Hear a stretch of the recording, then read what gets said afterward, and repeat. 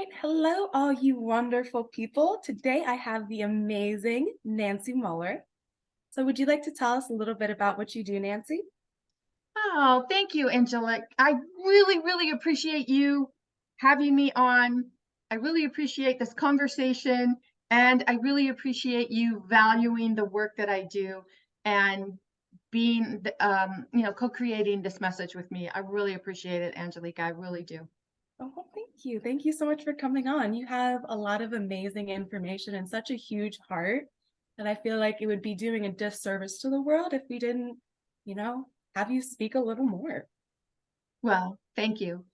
Um, I guess the answer that I usually give when someone says, "What do you do? Why are you here?" I feel that my answer is I'm here to remind people that it's not what happens to you that matters, it's what you do with what happens. And the work that I do today started in 1998 um, because I was looking for an answer to the question, why me? My childhood was full of trauma. I grew up with mental abuse, verbal abuse, physical abuse that escalated to sexual abuse by the age of 12. So I often found myself in um, just like asking that question, why me? Why doesn't someone help me? Why does this have to happen? And my feelings about everything in my life were a great deal of fear, self-loathing, um, guilt, shame. And because of that, I just I was constantly searching for a reason that I might have some self-worth. And through my journey, I started as a student, competitor, and teacher in the martial arts. And that was the beginning for me of opening up my mind because I definitely went into the martial arts to learn how to defend myself. I'm a child of the Bruce Lee era. And so, there were often times when I thought, man, if I could do what he does, no one would ever lay a hand on me again. No one would ever hurt me again, or I'd be able to defend myself. And that was my goal for taking martial arts because my mindset was steeped in the abuse part, the wanting to be able to take care of myself.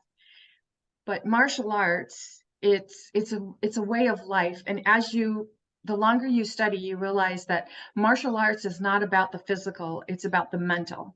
So when you study long enough where you start getting into the mindset portion of it and you realize that your mind is your strongest weapon, everything shifts for you.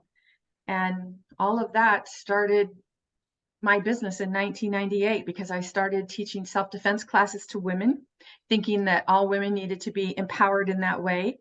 And then when I saw what the women were learning from me, not just the physical techniques, but the mental, the mindset part of it, that's how my business organically transitioned to the work that I do today, and which is why my clients usually refer to me as their life sensei. That is so cool. So I don't think I had any idea that you did martial arts. Like that's pretty badass. Like that's super cool.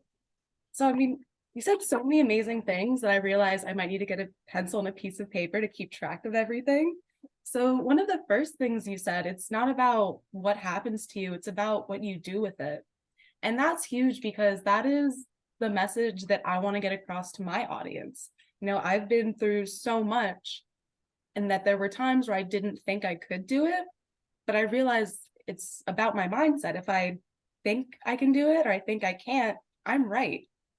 So I learned to change my mindset and become a can-do person. And that's exactly what I want to do is show all of these people that no matter who you are, what you've been through, that you can live the life that you want to live and the life you deserve. And then I also really relate to the whole, why me? And I think that a lot of other people can relate to that too, especially those of us who've gone through a rough childhood. Because I mean, you're a child, you don't fully understand everything. And it's kind of like, why me? Why is no one helping me? And I don't know, that just kind of struck a chord with me. The why is no one helping me? Because I mean, you're a child, you need help. And it hurts when it's not there, but I feel like that's also part of what taught me to be so kind to other people. And that's part of what made me want to help people. So, in your journey, what are some of the things that you had to learn to, get to where you are now and get to a place where you can, help people? Well, the thing that I learned is that we all have that inner child. We all have that little boy or girl inside of us who has experienced um, whatever experiences we did during childhood. And those experiences mold us, they shape us, they create our beliefs. So for me, I was told often that I was worthless, that I'll always be worthless. And you start thinking like, okay, so I'm worthless. And when that conversation is in your head all the time, you don't really apply yourself to things because you don't think that you have value. And that's just one example. And it could be a myriad of things. It could be someone stood up in third grade in front of the class to share something and got laughed off from everyone there, and it created something inside of them, and they're still carrying it around today as their adult self. The thing is it's about remembering that whatever impacted you as a child, especially if it negatively impacted you, if you don't heal that inner child, then you will still carry those negative emotions with you as your adult self. And one thing to remember as well, it's not just your memories. It's not just how you saw the world as a child. It's also how you saw how your parents viewed the world. So if you have a parent who didn't think much of themselves or was angry at the world, and you were trying to, I don't know, protect them, because that's what we do as children. We want to protect our parents because we have this innate knowing as children that when mom and dad are happy, it makes our life easier. So whatever that means, make mom and dad happier. And the thing is like a lot of people have this challenge with money, because if your parents had a negative emotion to money, thinking, oh, there's never enough, or whatever the lack mindset is, it's not just what the parents would say, but it's how the child felt when the parent said it. So it's really important to remember that this work is about how you feel. Everything is about how you feel. The universe is energy. Everything is energy. We're all connected. And it's about understanding that because everything is energy, because we're all connected, however you're vibrating, the energy that you vibrate is manifesting what you draw into your life, what you attract into your life. And vibrations are feelings, feelings and emotions. Emotions are energy in motion. Vibration is your feelings. So if you have these negative emotions, and I use the word negative or positive because there's no right or wrong, there's no good or bad, there just is. So, but we give it that definition. Oh, this is bad because X, Y, and Z. This is good because X, Y, and Z. But it's really not about good or bad. It's not about getting a new car. A new car could be good, yay. But it's not about the new car. It's about how you feel with the new car. So everything is about how you feel. And when someone can really grasp this and understand it, now they understand how and why they attract things to them, and how and why they can attract different things into their life. Now, it's really important to remember that when we say we attract something, we are attracting it energetically. So someone will say, well, you mean I attracted the car wreck, or I attracted the mugging, or I attracted the abuse? The answer is yes, because you're calibrated to that vibration of negativity, that level. So for children, they're not really experienced enough about life to have their own thoughts, feelings, and emotions about how the world works. They're mirroring the feelings of the parents, the caregivers. So whatever you're feeling, whatever emotions you're taking in as a child, you're attracting this. And when you've been through something that's really traumatic and you want to work to let it go, we've been so conditioned to think that it's outside of us. I am struggling because this happened. But actually, because that happened, you're giving it a lot of attention, energy, and focus, and the vibrations that you're feeling are putting those feelings and emotions out into the universe, and that's what you're drawing back to you. So that's what healing the inner child is all about. That's what inner child work is all about. And when you are struggling with something as an adult, you can be sure that that little girl or boy inside of you is still trying to make sense of it, or still holding on to something.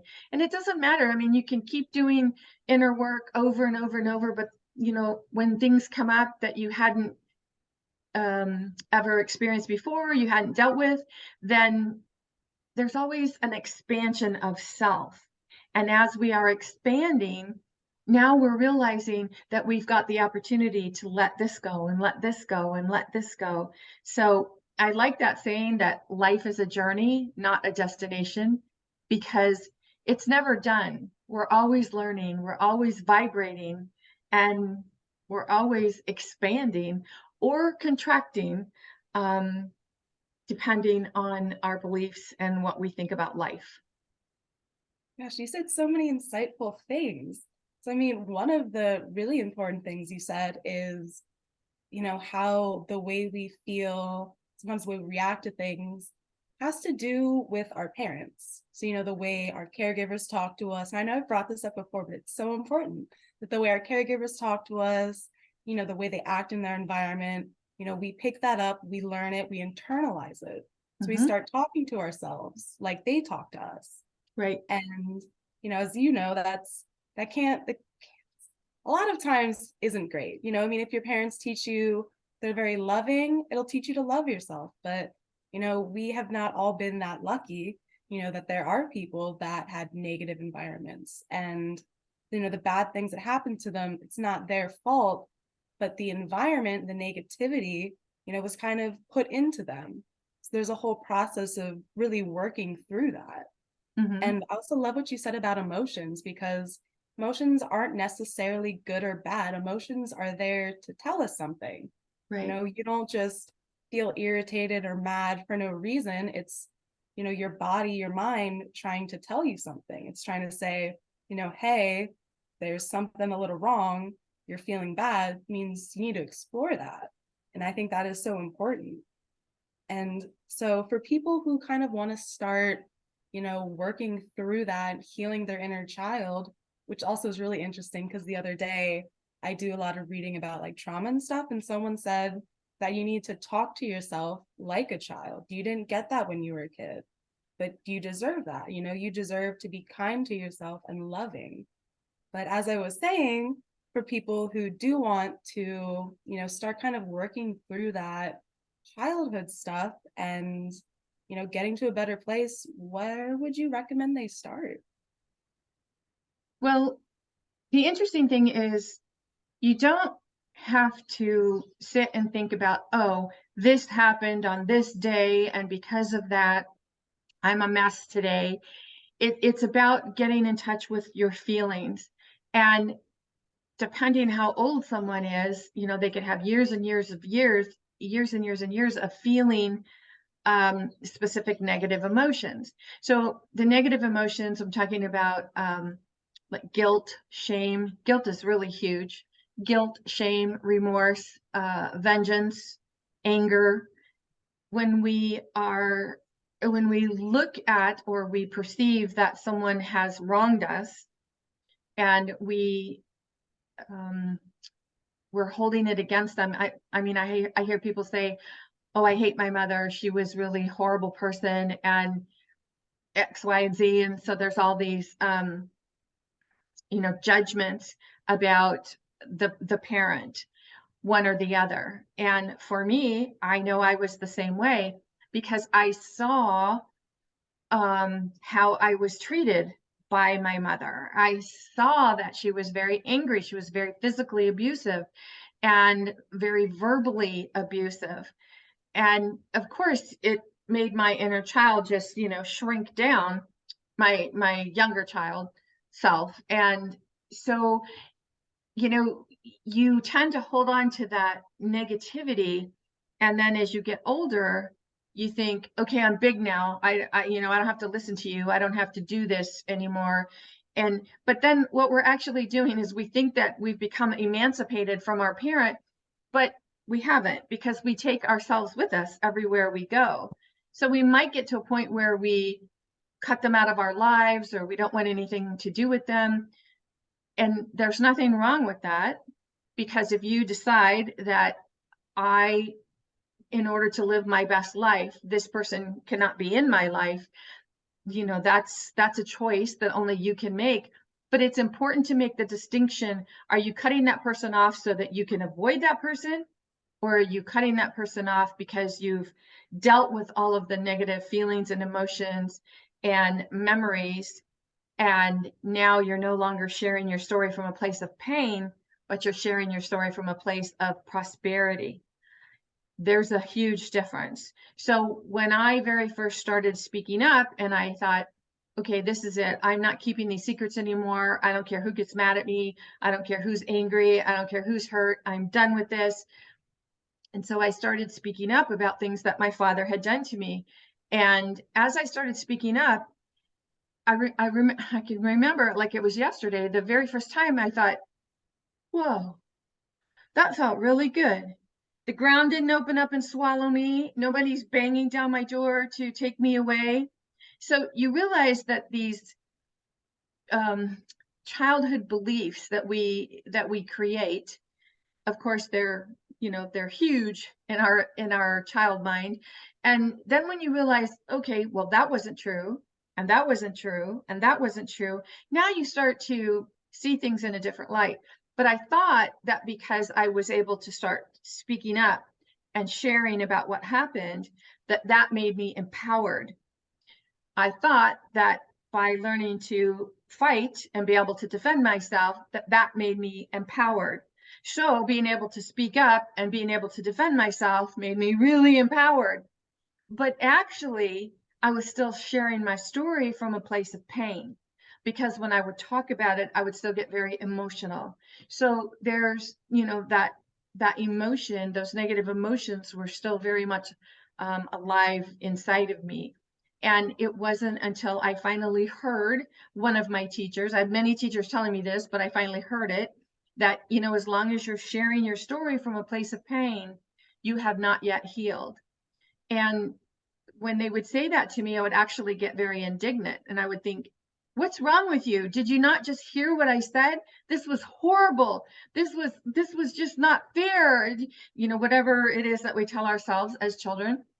And we want that person to be punished. But you think about it, it's like we really want that person to be punished because our child self is, that's how our child self is seen. Much like if you had a sister or brother and they did something wrong, you'd be like, if they did something wrong and didn't get punished, and then you did the very same thing and got punished, you would be like, well, what's this double standard thing? And that's what we think as children, like, well, I can't do this, but you do it to me. So what the heck's going on here? And it's understanding that, we still think about things from our child mind. And because of the child mind, we've created beliefs that we are still holding on to as our adult self.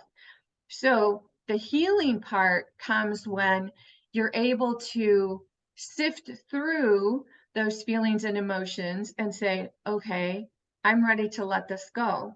So was kind of a big segue to answer your question about the place to start is not necessarily having to relive it. You don't have to keep talking about the thing that traumatized you. You don't have to keep saying over and over, this happened, this happened, this happened, because our mind doesn't know the difference between something that's happening right now and something that happened before. So when you're talking about something, if you're being emotionally triggered by it, especially negatively emotionally triggered, your mind thinks that you're reliving it, that you're living it right now. It doesn't know the difference. So because of that, you um you're exuding, you're emitting, you're putting out into the universe this negativity, this sadness, this guilt, this shame. And the thing is, especially when we are holding our parents responsible for something, um, those of us who were raised in a with any kind of religious dogma, we tend to see the religious deity that we were raised with in much the same way that we see our parents. So we don't see a loving God, universe, the creator, whatever anyone's particular name for that is. We see it as this deity in the sky who's saying, you're good, you're bad, you're going to be punished. And so we have these thoughts in our mind about I'm not good enough, or I have to be better, I have to do something better. So it comes back around to allowing yourself to sit and think about what's going on with you right now in this particular moment. And what are you feeling? That's the only question that you have to ask yourself. When I first start working with clients, I tell them right off the bat, you are going to hear me say, what are you feeling? So many times that you're going to think, is that all you know how to ask me? But it's so important to constantly ask ourselves, what am I thinking and what am I feeling about what I'm thinking? What am I thinking and what am I feeling about it? So if you're thinking about something that happened in the past, however you're remembering it, and you're feeling negative feelings about it, and you want that to change, the fastest way to make that change is to grasp, look for, or hold on to a more positive thought. So if you're steeped in something that happened that was really negative or impacted you negatively, and you're going over it in your mind and it's washing over you, you can't just say, oh, I'm not going to think about this, or I don't want to deal with this. We can't just like flip it off. So when you realize that all you have to do is reach for a happier thought. So how do you reach for a happier thought? Well, another thing that I teach my clients is to create a happy list. And this happy list should be at least 150 things that make you happy, that bring you joy, so that when you read them, yeah, that brings a happy feeling. Like for me, one of my favorite things is, iced tea with lots of ice. And when I think of that, I think, yeah, I really enjoy that. I like the way, it clinks in the glass, blah, blah, blah. See, so it's taking your mind off of the negativity, and it's different than resisting it or not thinking about it. It's simply saying, okay, I have a choice. I can continue to think this negative thought, which is creating really negative feelings and emotions within me, or I can say, enough. Let's just think about something more positive. And having a happy list available to you is really powerful, because when you're in the muck of it, when you're really feeling like you've traveled down that negative rabbit hole of negativity, it can be difficult to reach for a better feeling thought or something that makes you happy. So if you have your list on your phone, most of us have our phone with us at all times, you can just start scrolling through your list. And the reason that I say 150 things is because maybe what makes you happy right now isn't going to make you really happy at that moment when you need it. If it's a really cold and blustery day, maybe a glass of iced tea isn't going to do it for me. Maybe thinking about hot tea might do it for me. I have so many happy thoughts that just bring me so much joy. It could be, the the smile on my child's face, or anything that brings you joy. And all you have to do is hold on to that for 16 seconds. And then you'll start to feel things shift. But here's the caveat to that. Most of us, we don't want to hold on to that happy thought because we are much like a child throwing a tantrum. Think about a child, 3, 4 years old, who wants something, is not getting their way, and they're kicking and screaming and throwing a tantrum. If you've ever tried to calm them down, you know it's not that easy. But that's what's happening to us. Our inner child is throwing that tantrum and is actually saying, I don't want to let go of this. I want to feel bad. So again, when we realize it's a choice, now the thoughts kind of creeping in on you may not be a choice, because it might be, when we're triggered, it could be anything. It could be a smell, it could be a sound, it could be a movie, a book, something someone says that just triggers you.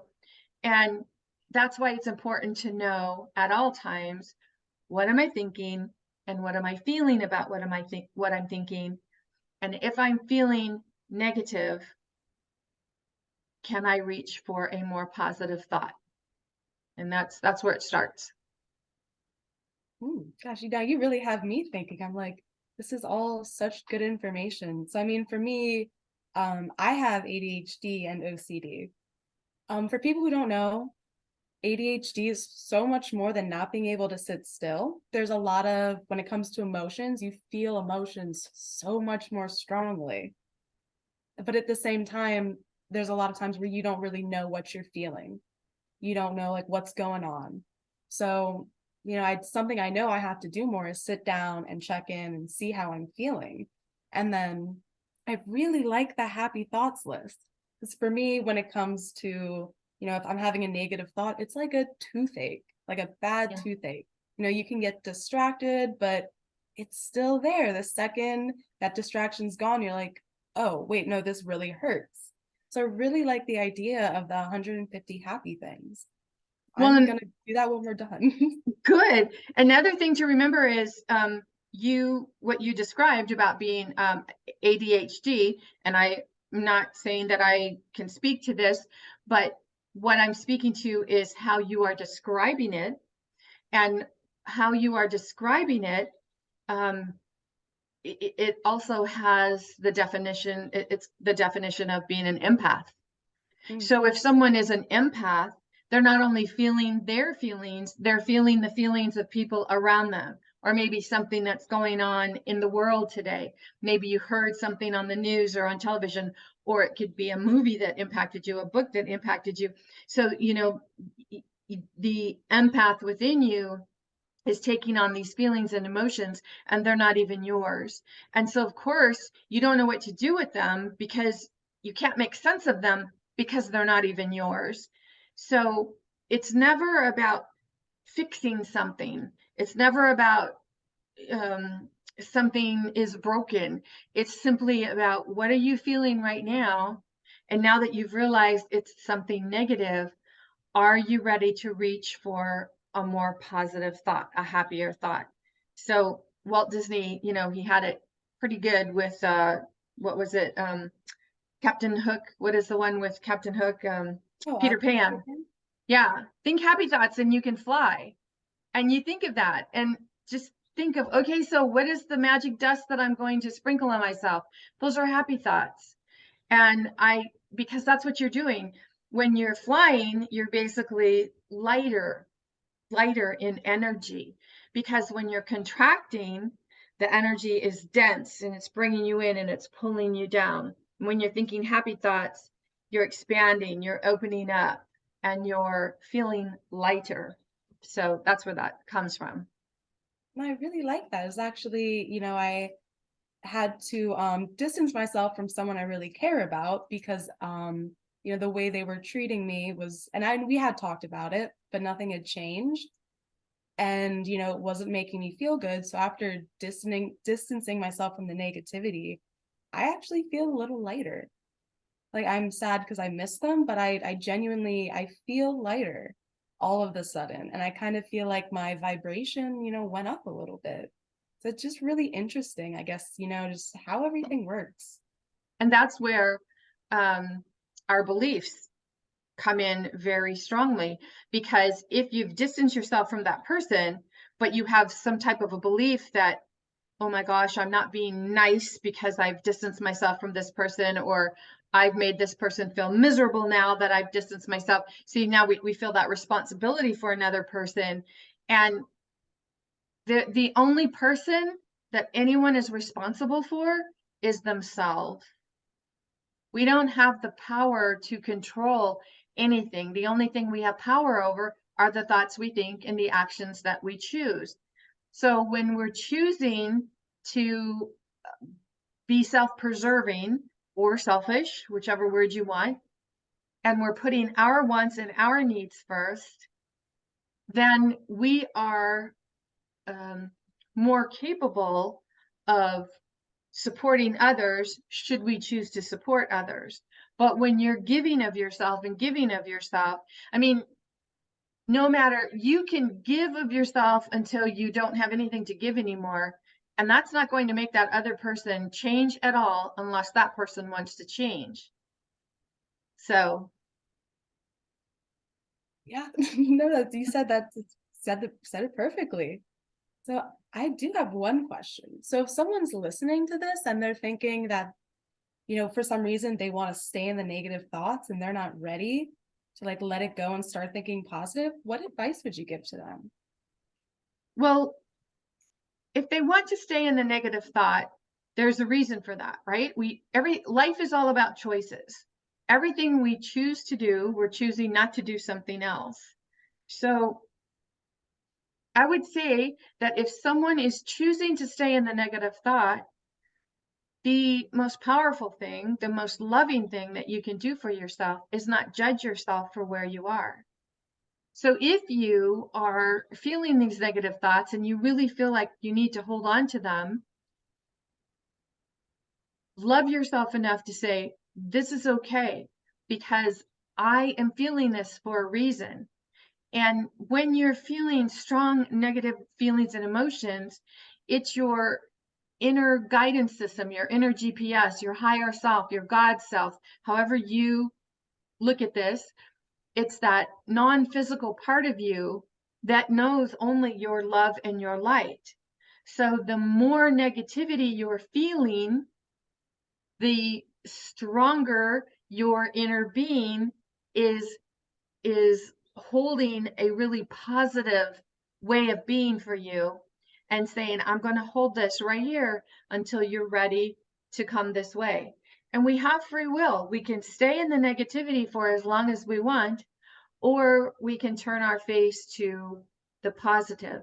So feeling that negativity, remember, it's just contrast. Everything has contrast. There's a yin yang to everything.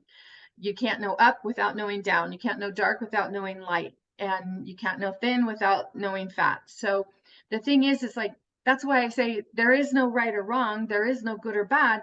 There just is. And based on the energy, attention, and focus you give it, whatever it is, that's what's creating more of what you're concentrating on. So if you're feeling really negative and it's about someone, let's just say it's about a person, and you're saying to yourself, this person doesn't make me feel good. Every time I'm around this person, I feel this way. Now, yes, you can sit with those feelings for as long as you want, but the question you may want to ask yourself is, why am I allowing this to happen? Why am I choosing this? And this is where people maybe stumble, because when you try to answer the question, you're going to answer it from what I call the known zone. And that's a Nancy word. It's a word I made up years ago. It's about that part of your mind that this is the way the world works. If I do this, this is what the outcome's going to be. But the thing is, there's always expansion in our learning. There can always be expansion in our knowing. So if you are determining a situation in present time based on what you think you know, then the answer is going to be impossible for you to come to. It's like Einstein said, you can't find a solution with the same mind that created the problem.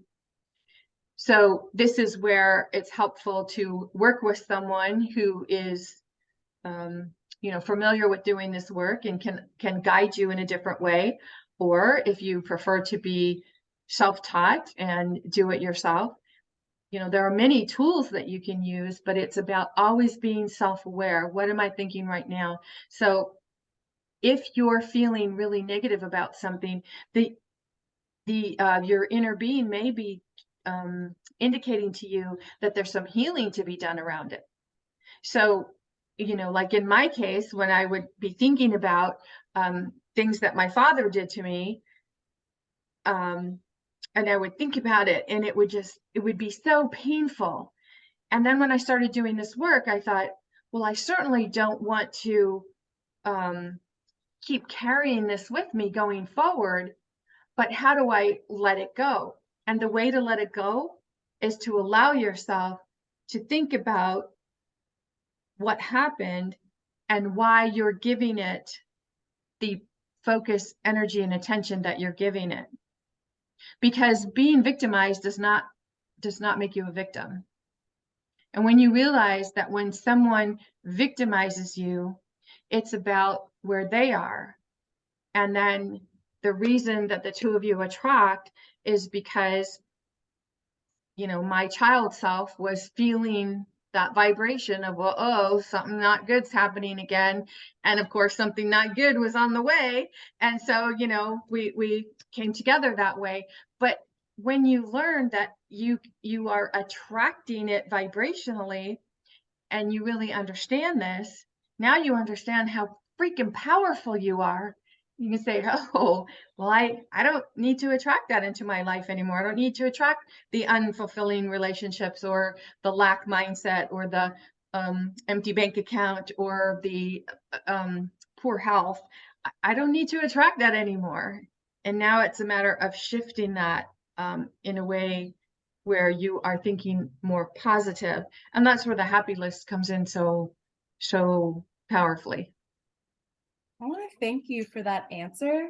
I think that was an amazing answer. And I'm not sure, if I asked someone else, if I would have gotten, such a wonderful, accepting way to think about it. I just really loved how you said, if you're not ready to let go yet, that's okay. Love yourself enough not to be judgmental. Like, that's huge. Well, and when you think about the known zone, so as an example, one of the things my father used to do to me when he would punish me, he would strip me naked in front of our family and beat me with a fiberglass fishing rod. And so my child self is like, I'm thinking like, what did I do? I don't understand. What did I do? I was it this? Was it that? So, I was thinking like, I'll try to do better. I won't do this anymore. So it created a very hyper vigilant state of being for me. And then, of course, as soon as the beating was over and he released me, then I would run to my room and I would fall down on the floor and I would be crying. And then I would say, why is this happening? Why isn't God saving me? Why isn't someone else saving me? All those questions that little kids ask of the universe or who they believe they're praying to or asking questions to. And you're not getting answers because it's happening again and again and again. So now we take that the feeling about it with us into adulthood. So when you're thinking about the situation, the experience that happened, those feelings can wash over you. And you would say to yourself, well, I don't know how there's any other way to look at this. This is what happened. This is how I felt. Bam, end of story. But it's about, okay, so what is coming up for you that you are thinking about this, that you're going over it? What's bringing up the memory for you? Did something trigger you? And this is where, when we're being triggered by adults, we can see that, again, everything is an opportunity to heal your inner child. My father used to wear a particular brand of lip balm. And so when a man would come near me and have that lip balm on, it would just choke me. And I would think, because see, it's not the lip balm, it's the feeling that comes up when I smell it. So that's why those are triggers. And when you have these triggers, it's so empowering to say, oh, okay, I just felt that trigger. I don't want that. What happened? Let me just take a look at this. But what do most of us do? We don't want to feel those feelings, right? We want to think that we've moved past that, that we've put it in the past, so we don't think about it. And we've never actually healed it or moved beyond it or let it go. We've simply learned to put it in a box, lock the box, throw the box underneath the bed or in a deep hole and not deal with it. And that's why, it keeps coming up for us. So knowing that when you're in that space of being triggered and you can get to a point where now you start to be conscious of the fact that you're being triggered, now you realize like, oh, yeah, I get this. I can let it go, or I need to hold on to it for a little bit longer. And the reason that we might need to hold on to it for a little bit longer is because we need to actually feel it, like bring it up inside of us and release it. And when you do, I can promise you, it's gone for good. Now, I like to compare healing trauma to breaking a leg. So, if you break your leg and you put a band-aid over it, it's not going to heal right. So you do that, years later, your leg is still messed up. It didn't heal right. But now that you're ready to properly heal it, you got to break the bone. That's the only way to fix it is you have to break the bone. You have to realign it so it can heal properly. It's going to hurt, but when it heals, it's you're going to feel like a brand new person. You're going to feel Yeah, lighter. You're just going to feel like things are okay. And that's a it is a great process, analogy. but it's so worth it. Thank you. Thank you very much. I actually thought of it myself. But yeah, no, even this conversation, it, made me think about some things. It felt a little heavy, but I feel lighter now. So I just want to say thank you. And I want other people to realize that, to go through trauma, it's okay. It's okay to not be okay. Exactly. But, you have to know that to be able to get through it, to get to that other end, where you do heal and you live a wonderful life. Well, and So you said, that's one thing, like, when you have certain healing modalities where you talk to someone and you are hashing it over and reliving it and talking about it and talking about it and talking about it, you kind of get into that analysis paralysis where you're not moving forward, you're not moving backwards, you just keep talking about the same thing. Well, you keep triggering and re-triggering the feelings and emotions about it because you're so focused on it. But when you realize that everything is energy and you ask yourself, so how can I look at this energetically? And how can I let this go? Now, when I started doing this work and kept doing this work, and it got to a point where then I saw the energetic or the karmic contract between my dad and myself as our soul contracts. Now you realize, oh, okay, now I have this power to let this go or to keep living this way. And again, this goes back to what we were talking about when you make decisions that you don't want people in your life anymore, and you make that decision because this is what's best for you based on the choices they're still making. You see, that's being powerful, that's being empowered. But when you are saying, I'm just going to run and hide and I don't want anything to do with it, but you haven't let go of it, that's different. So I chose to, because I could see that my father was still making those choices. And you know what? When it got to a point where I'm no longer judging him for it, the art of non-judgment is one of the most powerful things that you can do. But see, it's not up to me to judge where he is in his life or the choices that he's making in his life. But as a child, I felt very responsible because a lot of what happened to me is an overflow of what's going on in his life. And so as children, we're always trying to, zig instead of zagging and, like staying out of the way.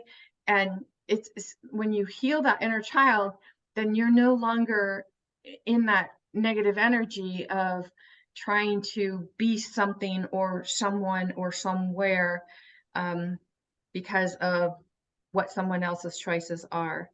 Now, with my mom, it was a completely different story because her and I were very estranged for many, many years. And one day she called me, and I live in California, she lives in Ohio, and she said, "You know, I'm watching what you're doing online and how you're teaching this information. Do you think that what you're teaching others might work for you and I?" Now, you see, my mother, she was ready to make changes. She was ready to do something different. She was ready to make different choices. And because of that, our relationship started to come together and was completely different. And it's the basis of, or the beginning of my second book titled Healing the Child Within. So, you know, we just don't know um, what's going to come about based on the healing that we're doing. But when you're doing the healing for yourself and not for someone else, not like, oh, if I fix this, then that person will be better. When you're doing it for yourself, that's the empowering place that you want to be in. Yes. Sorry. I'm like speechless. I'm listening to you and I'm like, this is all so good. And when you talk, I'm like, oh no, it's my turn again. Everything you've said has been amazing. And I'm honestly really excited for people to hear this because I feel like this is such vital information for people to heal. This is stuff they need to know. So for people who want to, connect with you or even work with you, like what are options, if you want to hang out with Nancy? Well, the best place to hang out with me is through my website, masteringyourbeliefs.com. Everything you want to know, everything about what I'm doing, what's going on is right there. How to contact me. There's free download. I have all price ranges to meet people wherever they are because everyone's on a different journey. I have an online course. Maybe you just want to get on my calendar and have a conversation with me. That is the best place to go, masteringyourbeliefs.com. And please know that if this is something that you want to know more about, you obviously have put that information out into the universe. You're asking for support. And the universe is constantly answering you, constantly. But we just don't see it because we're so steeped in what we feel the problem is. But I can promise you, if this recording has come into your awareness, it's because something in this conversation is giving you the answer to what you've been asking the universe for, whether you realize it or not. Well, that was beautiful. Everything you said is just so amazing that I don't think I have the words to convey, how much I appreciated everything you said. So thank you Thank so you. much for coming on, Nancy. It's like like I said, I don't have the words to thank you as much as I want to. So thank you times infinity and beyond. Well, thank you again. Thank you is, asking me to be on your show, asking me to share my message, and the fact that you see the value in what I'm teaching and you're willing to co-create and help me share my message. I appreciate that very much. Oh, well, thank you. And thank you to everyone who tuned in today to listen. I think I know I'll definitely be listening to this again and taking some notes, and I'll probably post some takeaways. So if anyone wants to share their takeaways, we can have a little conversation about it. All right. Have a great day, everybody. In the meantime, this is Nancy Mueller saying ciao for now. Ciao.